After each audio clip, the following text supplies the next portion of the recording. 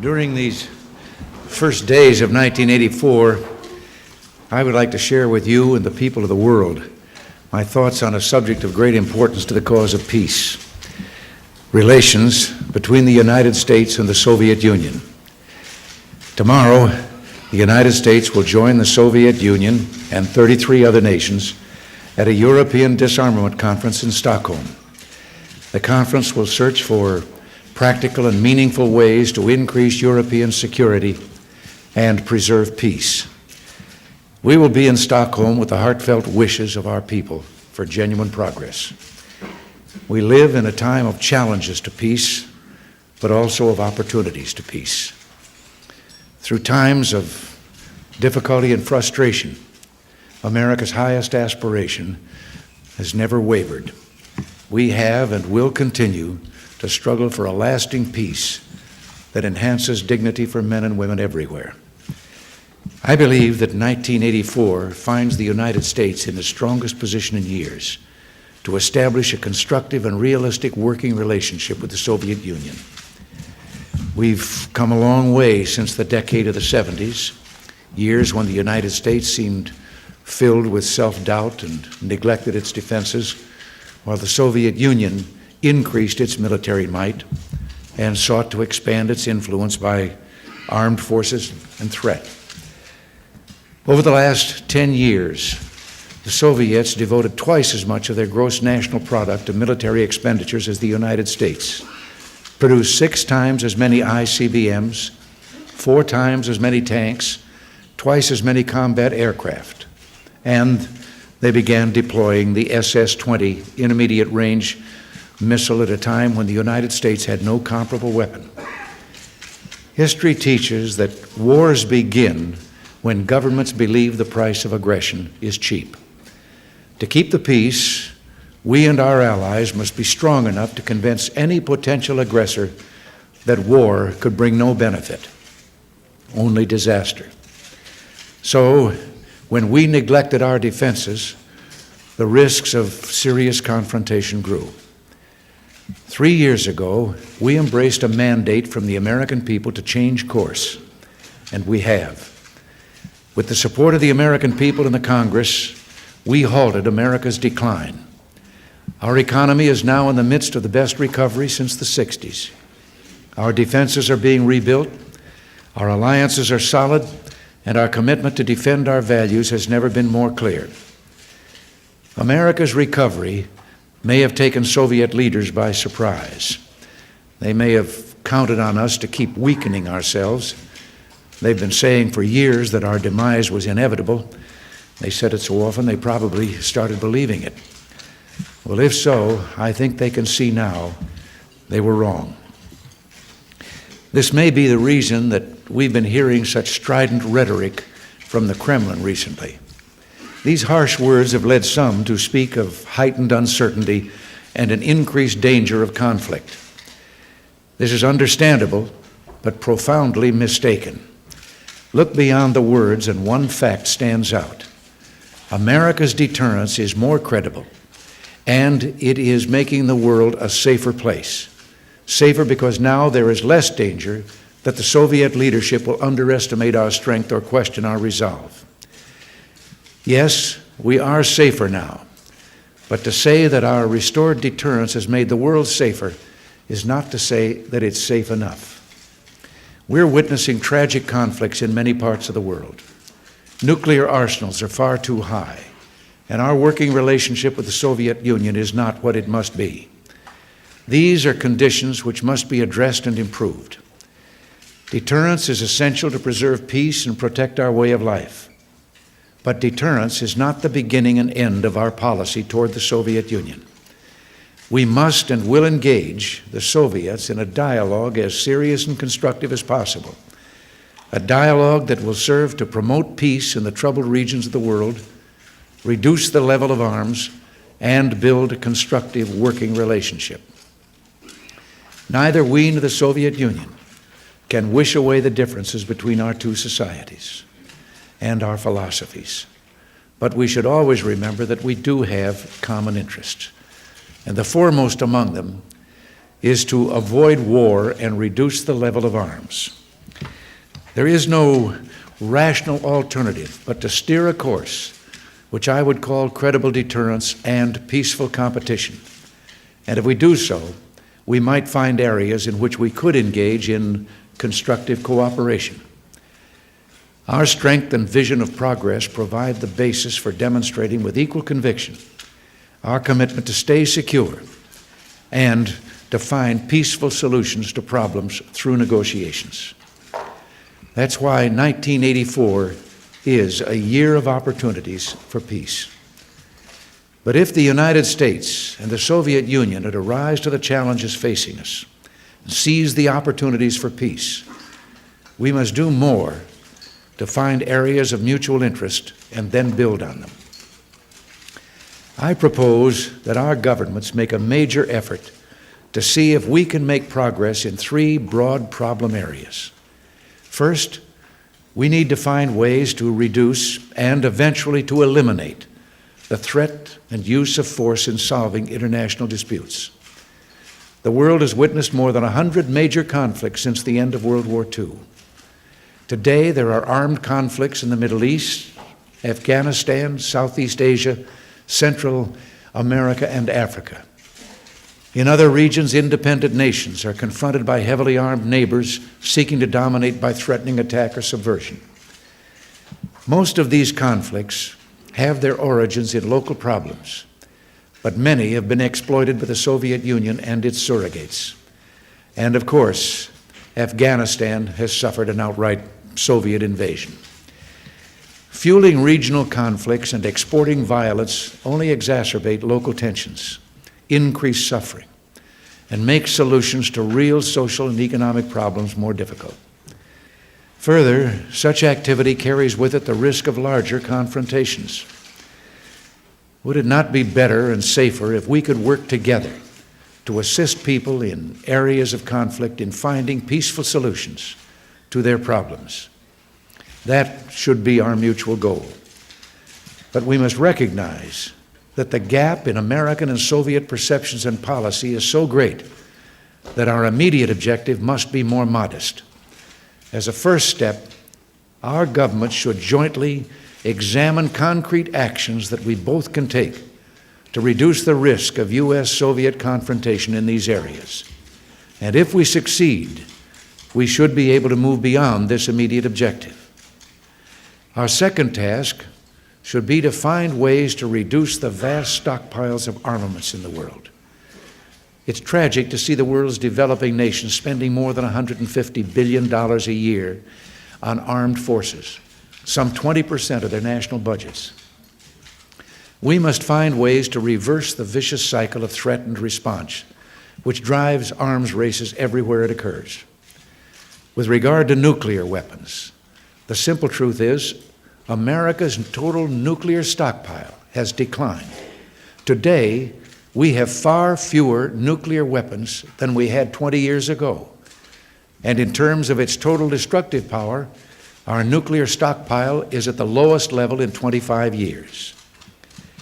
Just 3 months ago, we and our allies agreed to withdraw 1,400 nuclear weapons from Western Europe. This comes after the withdrawal of 1,000 nuclear weapons from Europe 3 years ago. Even if all our planned intermediate-range missiles have to be deployed in Europe over the next 5 years, and we hope this will not be necessary, we will have eliminated 5 existing nuclear weapons for each new weapon deployed. But this is not enough. We must accelerate our efforts to reach agreements that will greatly reduce nuclear arsenals, provide greater stability, and build confidence. Our third task is to establish a better working relationship with each other, one marked by greater cooperation and understanding. Cooperation and understanding are built on deeds, not words. Complying with agreements helps. Violating them hurts. Respecting the rights of individual citizens bolsters the relationship. Denying these rights harms it. Expanding contacts across borders and permitting a free exchange or interchange of information and ideas increase confidence. Sealing off one's people from the rest of the world reduces it. Peaceful trade helps, while organized theft of industrial secrets certainly hurts. Cooperation and understanding are especially important to arms control. In recent years, we've had serious concerns about Soviet compliance with agreements and treaties. Compliance is important because we seek truly effective arms control. However, there's been mounting evidence that provisions of agreements have been violated and that advantage has been taken of ambiguities in our agreements. In response to a congressional request, a report on this will be submitted in the next few days. It is clear that we cannot simply assume that agreements negotiated will be fulfilled. We must take the Soviet compliance record into account, both in the development of our defense program and in our approach to arms control. In our discussions with the Soviet Union, we will work to remove the obstacles which threaten to undermine existing agreements and the broader arms control process. The examples I've cited illustrate why our relationship with the Soviet Union is not what it should be. We have a long way to go, but we're determined to try and try again. We may have to start in small ways, but start we must. In working on these tasks, our approach is based on three guiding principles: realism, strength, and dialogue. Realism means we must start with a clear-eyed understanding of the world we live in. We must recognize that we're in a long-term competition with a government that does not share our notions of individual liberties at home and peaceful change abroad. We must be frank in acknowledging our differences and unafraid to promote our values. Strength is essential to negotiate successfully and protect our interests. If we're weak, we can do neither. Strength is more than military power. Economic strength is crucial, and America's economy is leading the world into recovery. Equally important is our strength of spirit and unity among our people at home and with our allies abroad. We're stronger in all these areas than we were 3 years ago. Our strength is necessary to deter war and to facilitate negotiated solutions. Soviet leaders know it makes sense to compromise only if they can get something in return. Well, America can now offer something in return. Strength and dialogue go hand in hand. We're determined to deal with our differences peacefully through negotiations. We're prepared to discuss the problems that divide us and to work for practical, fair solutions on the basis of mutual compromise. We will never retreat from negotiations. I have openly expressed my view of the Soviet system.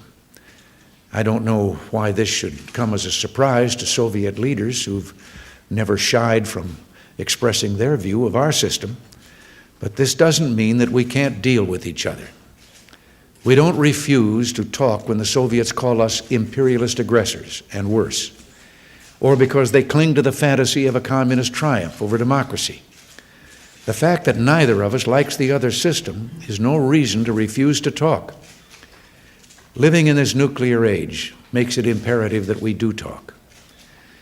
Our commitment to dialogue is firm and unshakable, but we insist that our negotiations deal with real problems, not atmospherics.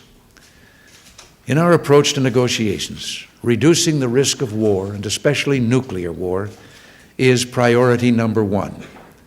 A nuclear conflict could well be mankind's last. And that is why I proposed over 2 years ago the zero option for intermediate range missiles. Our aim was and continues to be to eliminate an entire class of nuclear arms. Indeed, I support a zero option for all nuclear arms. As I've said before, my dream is to see the day when nuclear weapons will be banished from the face of the earth. Last month, the Soviet defense minister stated that his country would do everything to avert the threat of war. Well, these are encouraging words, but now is the time to move from words to deeds. The opportunity for progress in arms control exists. The Soviet leaders should take advantage of it. We have proposed a set of initiatives that would reduce substantially nuclear arsenals and reduce the risk of nuclear confrontation. The world regrets, certainly we do, that the Soviet Union broke off negotiations on intermediate-range nuclear forces and has not set a date for the resumption of the talks on strategic arms and on conventional forces in Europe. Our negotiators are ready to return to the negotiating table to work toward agreements in INF, START, and MBFR. We will negotiate in good faith. Whenever the Soviet Union is ready to do likewise, we'll meet them halfway. We seek to reduce nuclear arsenals and to reduce the chances for dangerous misunderstanding and miscalculation. So we have put forward proposals for what we call confidence-building measures. They cover a wide range of activities. In the Geneva negotiations, we've proposed to exchange advance notifications of missile tests and major military exercises. Following up on congressional suggestions, we also proposed a number of ways to improve direct channels of communication. Last week, we had productive discussions with the Soviets here in Washington on improving communications, including the hotline. Now, these bilateral proposals will be broadened at the conference in Stockholm. We're working with our allies to develop practical, meaningful ways to reduce the uncertainty and potential for misinterpretation surrounding military activities and to diminish the risk of surprise attack. Arms control has long been the most visible area of U.S.-Soviet dialogue, but a durable peace also requires ways for both of us to defuse tensions and regional conflicts. Take the Middle East as an example. Everyone's interest would be served by stability in the region, and our efforts are directed toward that goal. The Soviets could help reduce tensions there instead of introducing sophisticated weapons into the area. This would certainly help us to deal more positively with other aspects of our relationship. Another major problem in our relationship with the Soviet Union is human rights. Soviet practices in this area, as much as any other issue, have created the mistrust and ill will that hangs over our relationship.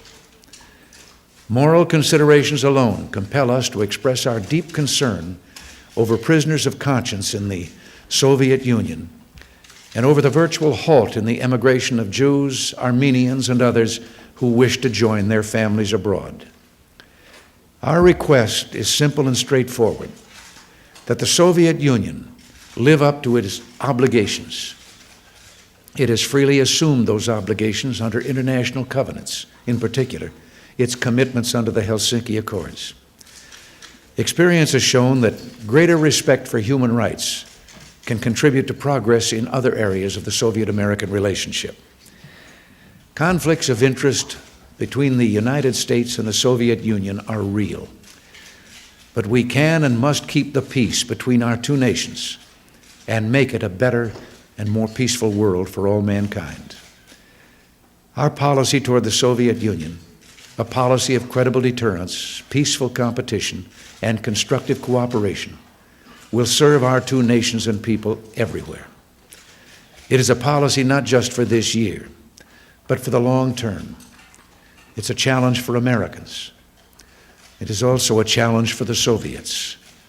If they cannot meet us halfway, we will be prepared to protect our interests and those of our friends and allies. But we want more than deterrence. We seek genuine cooperation. We seek progress for peace. Cooperation begins with communication. As I've said, we'll stay at the negotiating tables in Geneva and Vienna. Furthermore, Secretary Shultz will be meeting this week with Soviet Foreign Minister Gromyko in Stockholm. This meeting should be followed by others so that high-level consultations become a regular and normal component of U.S.-Soviet relations. Our challenge is peaceful. It will bring out the best in us. It also calls for the best in the Soviet Union. We do not threaten the Soviet Union. Freedom poses no threat. It is the language of progress.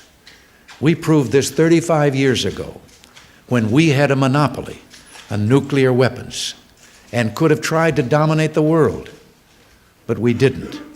Instead, we used our power to write a new chapter in the history of mankind. We helped rebuild war-ravaged economies in Europe and the Far East, including those of nations who had been our enemies. Indeed, those former enemies are now among our staunchest friends.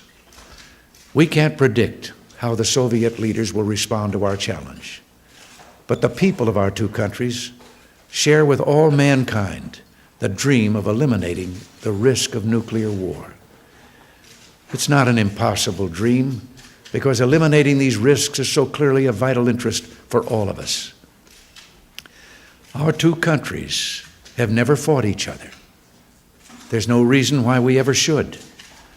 Indeed, we fought common enemies in World War II. Today, our common enemies are poverty, disease, and above all, war. More than 20 years ago, President Kennedy defined an approach that is as valid today as when he announced it. So let us not be blind to our differences, he said, but let us also direct attention to our common interests and to the means by which those differences can be resolved. Well, those differences are differences in governmental structure and philosophy. The common interests have to do with the things of everyday life for people everywhere. Just suppose with me for a moment that an Ivan and an Anya could find themselves, say, in a waiting room or sharing a shelter from the rain or a storm with a Jim and Sally, and there was no language barrier to keep them from getting acquainted. Would they then debate the differences between their respective governments?